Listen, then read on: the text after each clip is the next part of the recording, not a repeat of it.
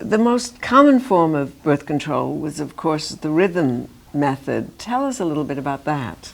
Well, we don't really know if the rhythm method was the most common form because diaphragms were available at the time and had been for a long time. And of course, the condom had been available for a very long time and was still widely used. But the rhythm method was especially attractive to Catholic women and any other women who, for one reason or another, really didn't have access to other birth control kinds of objects or methods. And it seemed as though it would be an easy way to prevent pregnancy. So we have here the forecaster, a calendar slide that presumably would instruct women on when their so-called safe times would be so that they would know they could have sex without risking pregnancy. And this is a very complicated kind of a slide ruler. It says the forecaster automatically forecasts the days of the month when pregnancy is possible and impossible, which of course was not at all true because every woman had a different cycle, and even if women did have very regular clockwork type cycles, there was no guarantee that the rhythm method would work, and in fact it didn't work.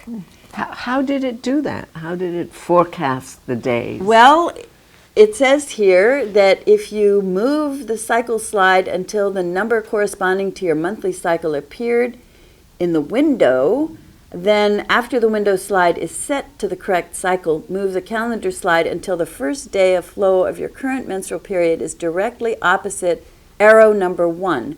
And then it goes on with an very complicated and detailed instructions, the last part being how to determine your cycle for women with irregular cycles.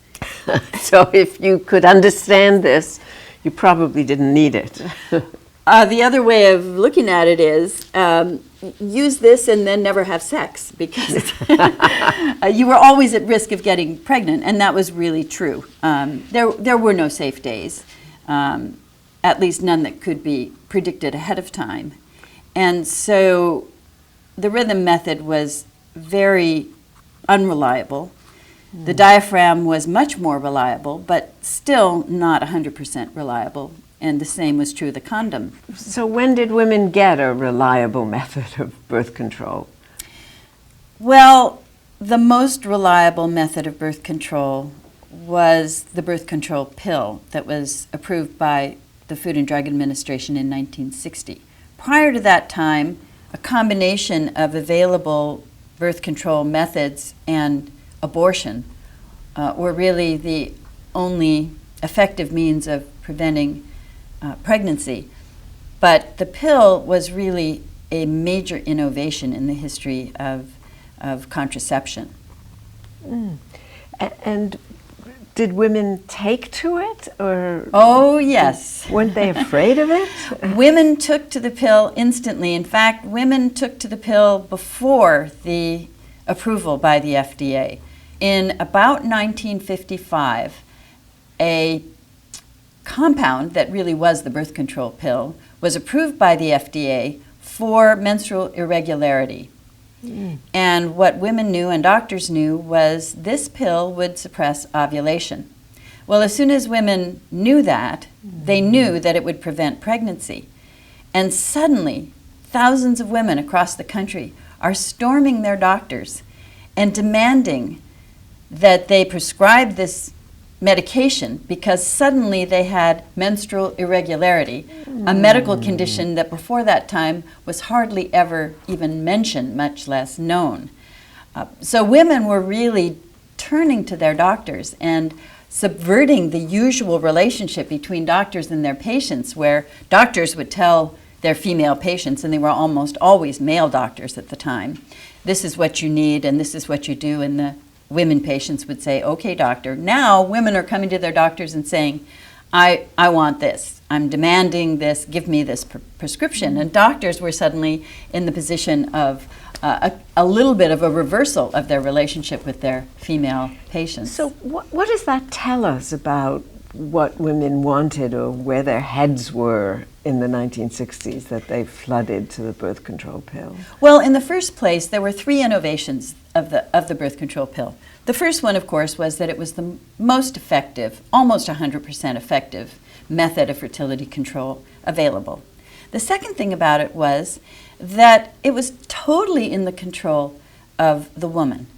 In other words, she was the one who acquired the pill, she was the one who took the pill, no one else besides her was involved, and third, her partner didn't have to participate, didn't even have to know.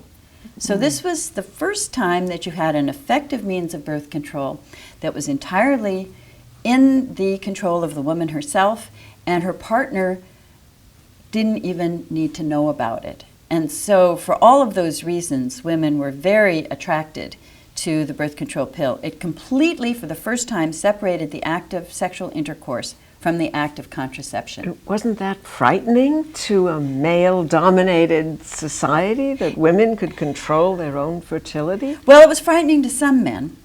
Of course, some men were happy to see the burden of fertility control foisted onto women and their bodies so that they didn't have to bother with it anymore. They didn't have to bother with condoms or anything else that would be a nuisance for them.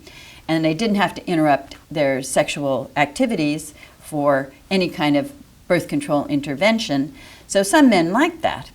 Other men were very threatened by it. In fact, at the time, if you read the psychologists and other experts who were writing to women in women's magazines, they're warning women to be careful if they take the pill, because if they do that, their men would suddenly lose the sense of conquering a reluctant partner, reluctant because the women were afraid of getting pregnant, and they might find themselves with a very eager, willing sexual partner, which might actually cause impotence.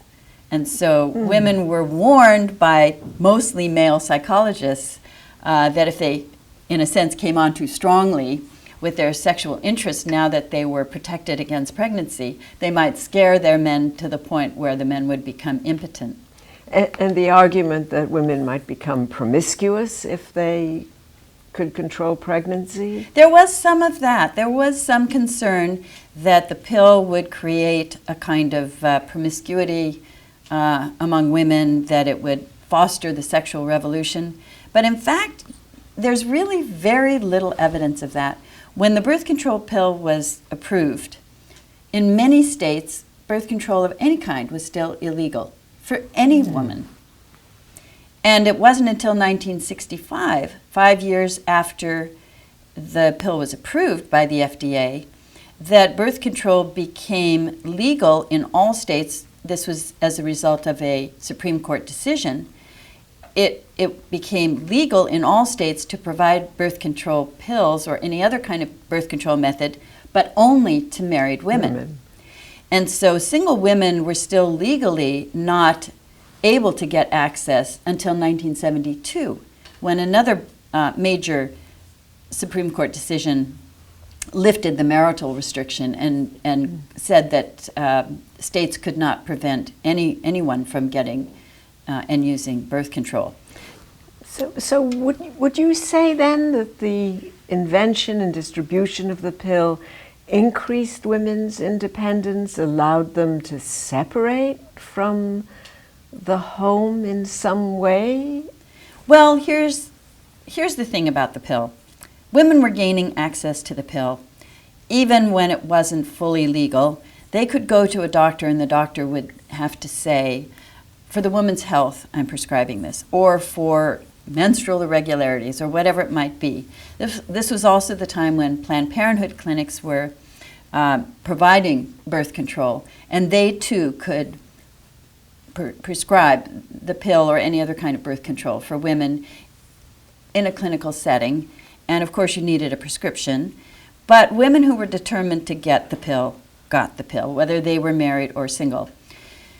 What we know now is that there's actually no evidence that the birth control pill had much, if anything, to do with the sexual revolution. Sexual revolution began decades before the pill ever emerged and continued. But we don't really know that any woman said, oh boy, now there's a pill available. I'm going to go get the pill and then I'm going to find someone to have sex with. It was much more likely that the women who sought out and got the pill, whether single or married, were already sexually active. And this just relieved them from the burden and the fear of pregnancy.